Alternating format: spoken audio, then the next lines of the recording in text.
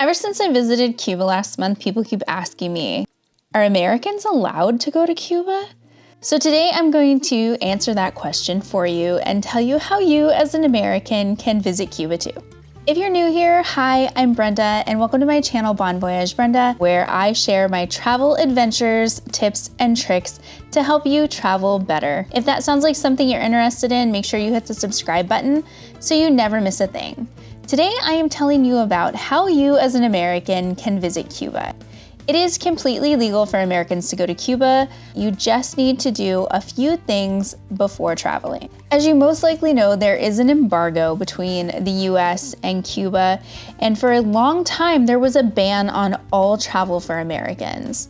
The rest of the world, though, has been traveling to Cuba for the last couple of decades for vacations, and it's a favorite vacation spot among people in Canada and in the UK. Just like any other Caribbean island, it has beautiful beaches, laid-back atmospheres, and so much to explore. The history of Cuba is amazing, and the city of Havana is one of the most beautifully preserved places I've ever been. The first thing you're going to do is buy a plane ticket. There are several airlines that fly to Cuba from the US. These include American, United, Delta, JetBlue, Southwest, Copa, and TAP Portugal Airlines. All airlines will connect either through Florida or through Texas. Health insurance is required for Americans to visit Cuba, but no need to worry because your health insurance is actually included on your plane ticket.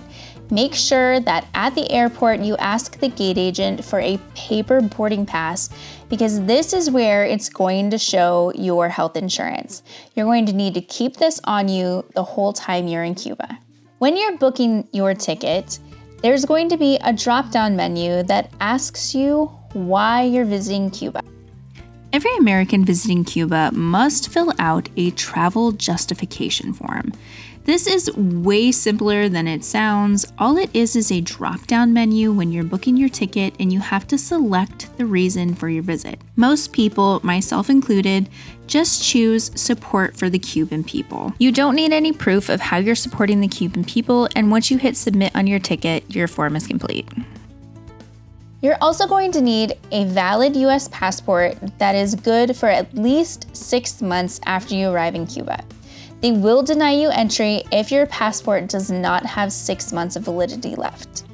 Once you have your airline ticket booked and you know the dates that you're going to be visiting, it's time to look at your accommodation. One thing to note is that US citizens are not allowed to spend any money with any entity that is owned by the Cuban government. This means none of the big hotels. Those are all a no-no, and you're going to have to stay at a casa particular or privately owned hotels, which are few and far between. Luckily, in 2024, the casa particular situation is vast, and you can find a lot of good ones on Airbnb. I stayed at an incredible casa particular with a private room and a private bathroom, very clean, such nice people. I will link the Airbnb that I stayed at below in case you want to stay there too. I highly recommend it. Once you know where you're going to be staying, you're going to want to apply for your e-visa. You used to be able to get a visa in person at the airport right before you got on your flight to Cuba in either Miami, Fort Lauderdale, or Dallas, but those days are gone and now visas are done online. It's super simple. You just go to Cuba Visa Services, which you can just Google, click the link, and the first page right at the top says Apply Now. Click there, and you're taken to the e-visa application. All you have to do is fill out your name, your flight date, airline information, airline confirmation number, the province you're staying at in Cuba, and then you again choose your category for visit. Support for the Cuban people is the most likely. Then you just hit add passenger to cart and pay your $85 fee. It's almost instantaneous. You'll receive an email with your visa and your visa number. The visa number is important because you're going to need that for another form that you're filling out. The next form you're going to fill out is the De Viajeros form. This is a traveler information form, and you can only fill it out within 7 days of your flight. So if your flight is in 8 days, you can't fill it out yet. You will need your e-visa number to complete this form. All you have to do is Google De Viajeros Cuba, and it will take you to the right website. This website is in Spanish, but if you look up at the right-hand corner, there's a button where you can change the language. Hit Form Request, and on the first page, you'll fill out your personal information. Once you have that done, hit the Next button. And on the second page, you're going to fill out your migratory information.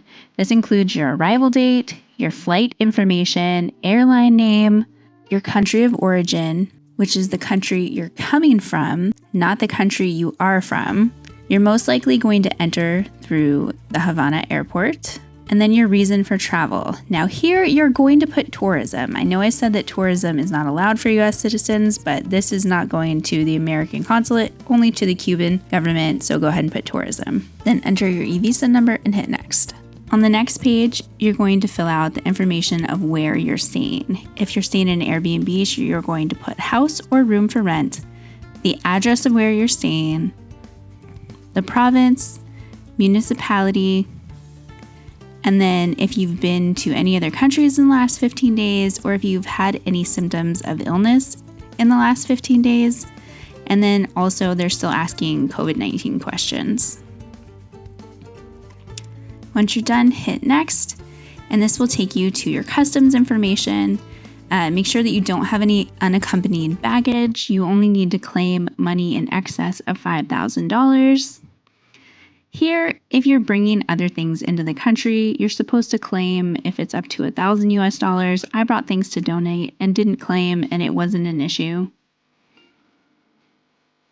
Fill out the rest of the information and then hit no on other things to declare. It'll give you a little warning, making sure you understand that you're not declaring anything. Then hit next. Agree to the declaration. And then you'll get your private code. This you will need to edit the form and make sure that you view your PDF and save a copy of it to your phone, and I suggest printing a copy as well. Once it's complete with your e-visa number, this is what it will look like, and you need to keep it on you. Once you have your airline ticket and your accommodations booked and your forms filled out, you're ready to visit Cuba. There are a few other things to note though. There are some regulations that US citizens need to follow while they're in Cuba. The same way that you're not allowed to spend money at government-owned hotels, you're not allowed to spend money at government-owned shops, or anywhere that supports the Cuban government. You can only support the Cuban people. I have another video with tips and tricks that you should know before visiting Cuba, so make sure you check that out. I'll link it right here, and I'll link it below. If you have any questions, or if you have had a different experience with things required visiting Cuba, leave it below in the comments because I and everybody else watching this would love to know. As always, thank you so much for watching, and I will see you in the next one.